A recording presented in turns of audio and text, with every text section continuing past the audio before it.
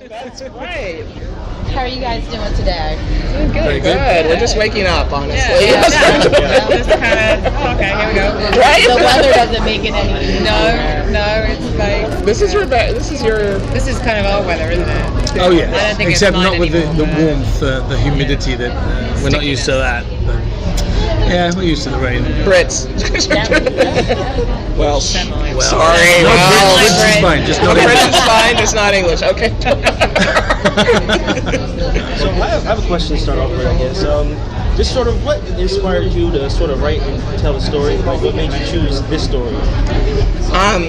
Because it's an incredible story. I mean, first and foremost, I was a Wonder Woman fan from the jump, like from the get-go. I think I was trying to figure out my original Wonder Woman moment. I think it was a lunchbox, but we all kind of agreed that it was the Linda Carter television show that really kind of, sealed. But she was the only one. She was the only girl, and that honestly you could pick from. So I became a fan, and then after I shot my first feature, a friend gave me a History of Wonder Woman book, and there was a chapter in there on the Marstons, and I literally couldn't believe the story. I was like, what? Like, no way. They with a lie detector, and they all lived together, and they had a family, and the thing, and they were psychologists. I mean, it just kept going on, and so that's I just became obsessed from the minute I read about them. Rebecca, the two women in the film from the trailer, seem to have a very close bond. Is that? I mean, put it in loose terms. So, in the film, will it kind of redefine what women empowerment is? Wow. That's a question for everyone else to answer, I guess, when they see the movie. I do think that there is something incredibly radical about the storytelling in this movie, and it's certainly the thing that drew me to it, because I think that to tell a story about an unconventional love relationship and not make it the central focus of the story or make it the problem of their relationship, as in X is jealous of Y, or W is jealous of Y and X is jealous of Y, it's to not do that, but actually tell a story of a love relationship that is thwarted by external factors, which, whether it's society won't accept them, or actually on a much more base level of how are these people going to pay the bills, raise children, live in the world and exist. I think that's actually radical, because it doesn't make a comment on, it's not a sort of, let's look at these people and aren't they crazy, and oh my goodness, it's not detached or alienated. It's actually, it takes you along on the ride and says, love these people and accept that they are in a real loving relationship. And I think that is truly astonishing, and I can't think of many films that dare to do that. Even if it is sort of quite, it's quite a conventional romance in a sense, but what isn't conventional is the story, and that's radical, and I love that. So in that sense, yes, because I think some people could look at this story and kind of go, what about this, and what about that, and what about the bondage element, and what about did he just sort of rope in his wife to accept the young lover, and shouldn't we all be judgy about that? And I say that's not really feminist, because actually, what if there is nothing to say that the women weren't into this too? And that is empowering. Like, if you tell that story and you tell it real and not in a tittillating male gazy sort of way, but you tell it in a sort of real, true, honest, organic way, then that is like, right, okay. I have one follow-up to that. So you made mention of the family aspect of it. Yeah. Will we see a different sense of gender roles? Because there is a family aspect in the film with all three of them. Oh yeah, I mean, I suppose they get. I think what's really interesting about them is that the gender roles. A lot of the movie talks about men and women and kind of white male entitlement and glass ceilings for women, and what roles kind of society forces women to play versus in their fantasy life they're able to kind of transcend that, and so the exploration of their sexuality in the film is more about being liberated of their true selves in this fantasy world that links to Wonder Woman, as opposed to sex necessarily.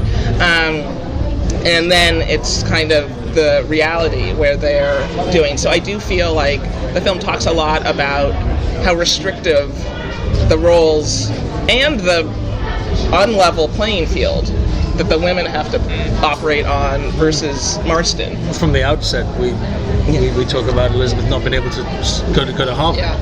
You know, that sets up the period in which this film is based. It was a very unequal time for men and women. And he was a champion for women's rights. You know, something that's not really, you know, understood or remembered about Marston is that he wrote Wonder Woman as feminist propaganda for little boys to accept female authority. It's like, and he believed that. Yes, and he believed that within his love relationship, as portrayed by herself. Which was then threaded into his theory, his psychology theory of the disc theory, where he believed that women were inherently loving and nurturing, as opposed to men being anarchistic and violent. So he was very aware of it. Should rule the world. Yeah. And that he was also, peace. you know, there are moments in the film where you see when they are a family and they're in that house and the doors are closed. There's this beauty between the three of them and their children, and he admires it and he loves it. And these are the perfect, you know, they're his test subjects in a way. He's able to observe women in naturally supporting each other and loving each other and loving him as well, and like as in a different way of ruling. Yeah, you know, it's not as in we're loving and nurturing and therefore we should be submissive. It's more like, how do you use that to be a ruler? Yes. Yes. He really was very practical. Like, the world was at war with Hitler, and he really thought if women could be put in charge, we could stop war. He was in a very literal way. He was like, we need to stop all, and he'd been through World War I and seen all the death and carnage, and he was like, we have to stop this. Very literal, and we could do that by changing hearts and minds. And, you know, so it was a very active endeavor that he was trying to stop. Wonder Woman for president. Wonder Woman for president. Well, Wonder Woman's been a hero to millions, but who have been your own personal heroes in your life? You mean like fictional heroes, or whatever, whoever you felt has inspired you or been, you know, a big part of your life? It could be real or fictitious. Some of my heroes are sort of my granddad has always been. I just love being around him. He sort of gives off this incredible energy and very content and happy to walk the hills of South Wales and stop at every pub and have a pint. And he's been a great dad to his 6 children, and he's still here and he's still as vibrant and happy and pleasant as he's always been, and I admire him for that. That's probably my hero. I was named after Angela Davis, actually. Ooh. So she's my hero. That's a good one. That's a really good one. I was named after Rebecca West, who's like a slightly more obscure one. Travel writer, and also a feminist, actually. A very kind of radical good one. So a traveling feminist. So I'll take her. But I don't know. I have a lot of heroes. But actually, in relation to this, I would say that Elizabeth Marston, I'm playing a real person, but what is known about her is limited, and I'd say that I probably owe as much to cues that I picked up in the writing that reminded me of some of my heroes, like Katharine Hepburn and Myrna Loy and Betty Davis and Barbara Stanwyck. I would say those are the kind of top 4.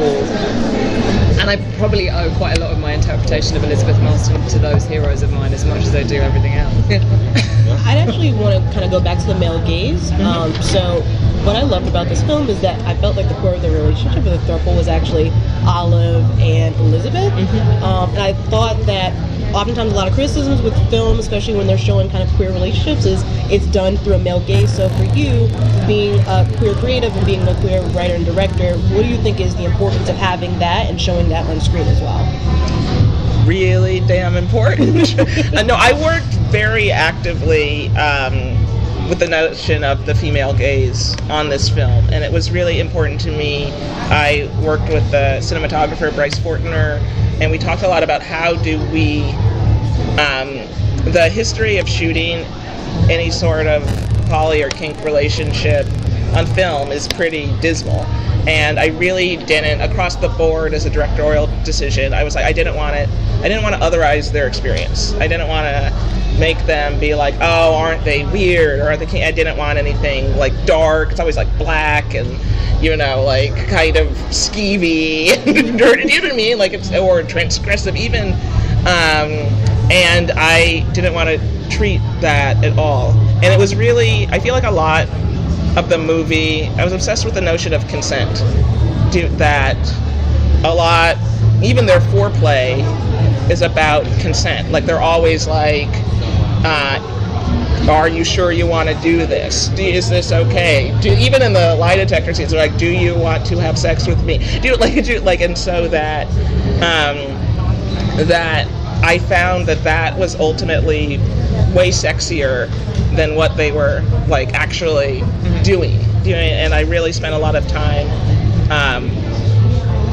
I feel like a lot of times when sexuality is portrayed on film, or especially sex scenes, they, like, everybody's acting and directing, and then the film stops and they shoot the sex scene, and then they resume the film, basically. And in this relationship, it was really important for the actors. That was a really important component of their relationship. And so I think you feel that it's not exploitative and it's not just gratuitous. It's really about their connection. And so I think that really comes across, and I'm happy that people are receiving it that way.